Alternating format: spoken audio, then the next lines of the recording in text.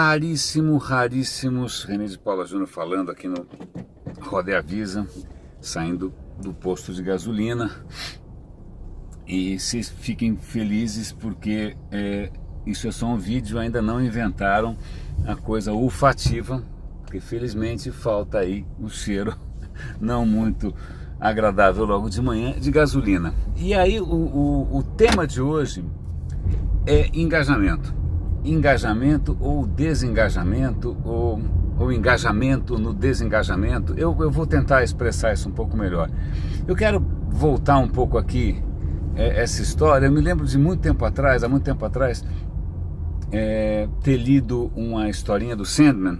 Sandman era aquela historinha do Neil Gaiman, né? Cada vez com um artista gráfico diferente, em que tinha um cara que ele era imortal. Ele não morria. É lógico, ninguém sabia disso, era segredo e tal, mas ele vivia, sabe quantas centenas de anos e tal. E aí um dia ele tá com uma namoradinha nova, fala, olha, vamos ver aqui uma réplica de uma cidade medieval. Eu falo, pô, cidade medieval eu entendo bem. Cidade medieval eu entendo bem. Aí ele chegou lá, putz, as casinhas, as ruas, as roupas, o cavalo. E ele falou, cara, isso é enlouquecedor, porque falta uma coisa aqui. Aí ela fala o quê? O fedor, porque na Idade Média todo mundo jogava dejetos na rua, cavalo, estrume na rua, urina na rua, sangue na rua. Bom, então faltava ali alguma coisa que deixava para ele estranhamente irreal. E falando em coisas irreais, hoje eu fui abrir o jornal impresso, que eu faço questão de ainda assinar, e, nossa, as notícias mais fedorentas possíveis e tal. E aí eu falei, depois eu leio isso, agora não. Aí eu abri o Facebook, porque na verdade eu queria ver se um post meu recente tinha tido algum tipo de engajamento. E aí no Facebook eu me deparei com aquele absoluto desfile perfumado, né, de maravilhas, né, amor, famílias, né, lugares, sabedoria, mindfulness, né? Eu falei, cara, mais ou menos como na historinha do Sandman, eu falei, cara, tá faltando alguma coisa aqui e tá faltando justamente o que não cheira bem. A questão é a seguinte, eu acho que a nossa geração, se é que a gente pode se considerar da mesma geração, estou com 53, mas nós aqui que somos contemporâneos, estamos vivendo um experimento sociológico, humano, histórico, extremamente interessante, que é ver um país inteiro atravessando um período simplesmente quase inacreditável em termos de, não só de alguns avanços em termos de justiça, ousadias em termos de barbárie, né? E aí o que é mais interessante para mim é ver como nós temos lidado com tudo isso.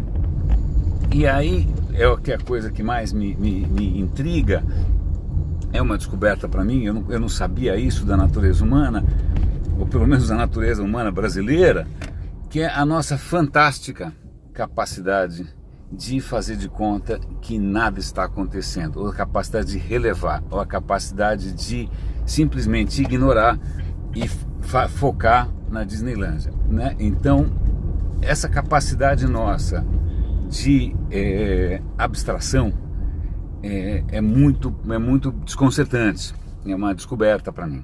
Eu tenho que confessar que é uma descoberta, não das melhores.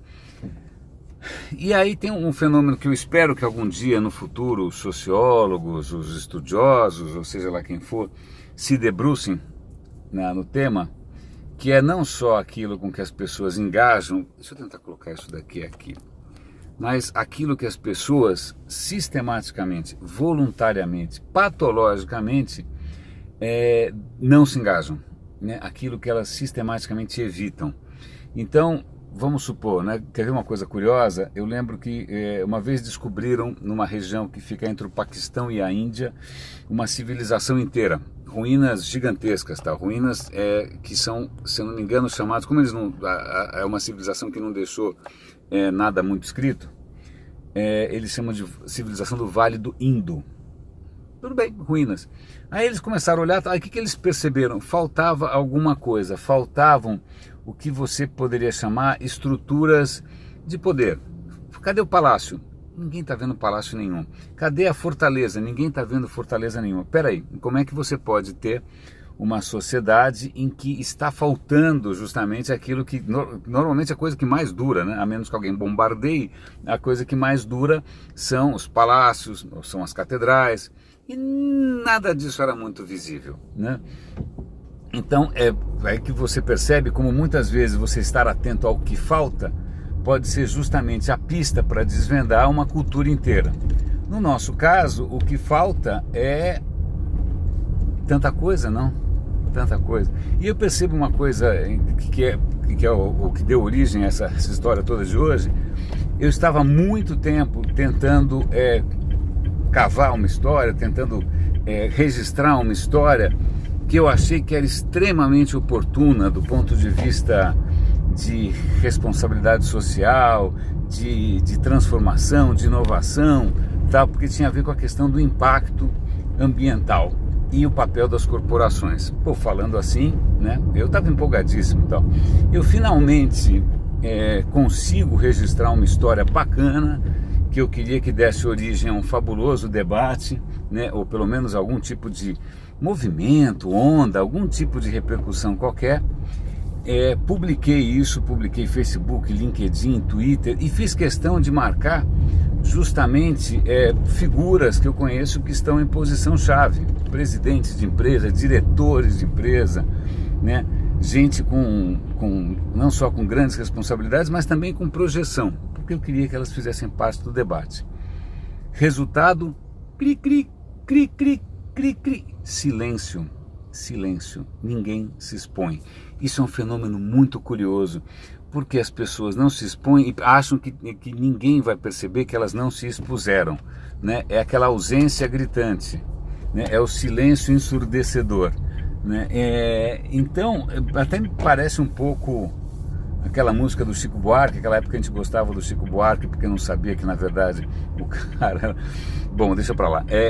Então quando eu ouvi aquela música Cálice, né, como do silêncio que atordoa, o monstro na lagoa, de uma certa maneira a gente continua preso, né, nessa sensação estranha, desse silêncio atordoante, porque que tendo todas as ferramentas na mão, tendo essa extrema facilidade, a gente patologicamente enfia a cabeça no buraco do avestruz, né? Enfia a cabeça na terra e finge que não é com a gente, né? Isso é extremamente interessante. Eu espero que no futuro ninguém venha cobrar você, seus filhos, seus netos. Pera, você não fez nada? Olha, vovô, eu estou vendo aqui seu Facebook, e no auge, né, quando a coisa toda estava afundando, quando o Titanic já tinha batido no iceberg, rasgado o casco e estava indo a pique, você estava ouvindo orquestra, né? Por que você não falou nada, ou não fez nada? Então a gente tem que torcer para que as gerações seguintes sejam tão completamente autistas que elas não vão olhar para trás e se perguntar, pera, você tinha total liberdade de se expressar, você tinha, em princípio, uma audiência global, você tinha tudo na mão, não tinha censura, não tinha monopólio da informação, não tinha DOI-CODE, não tinha SNI, né, não tinha tortura.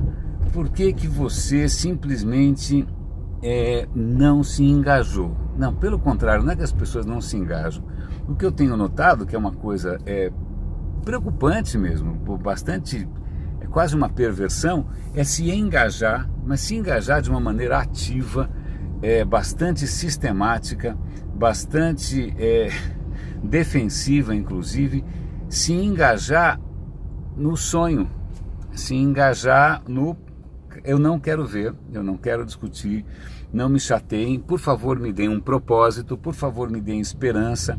Aí o cara vai viajar para Califórnia, né, para procurar algum alento para sua depressão, né, é quando ele esquece que ele vai ter que voltar da Califórnia, pousar num aeroporto, num lugar ruim, pegar uma estrada ruim, entrar em São Paulo pela porta dos fundos, que é o que acontece, né, que você vai ter que passar ali por aquela coisa que parece o Walking Dead, e você vai ter que voltar para o seu castelinho, né, com vigias, seguranças, portas blindadas, carros à prova de bala. Você vai ter que voltar para o seu castelinho, né? E, bom, talvez isso seja uma pista. Talvez a hora que os arqueólogos aí do futuro forem olhar os nossos vestígios, né? Aliás, isso é uma coisa interessante. A gente está se esforçando tanto por fazer uma imagem que parece o retrato de Dorian Gray, uma imagem idealizada da nossa vida.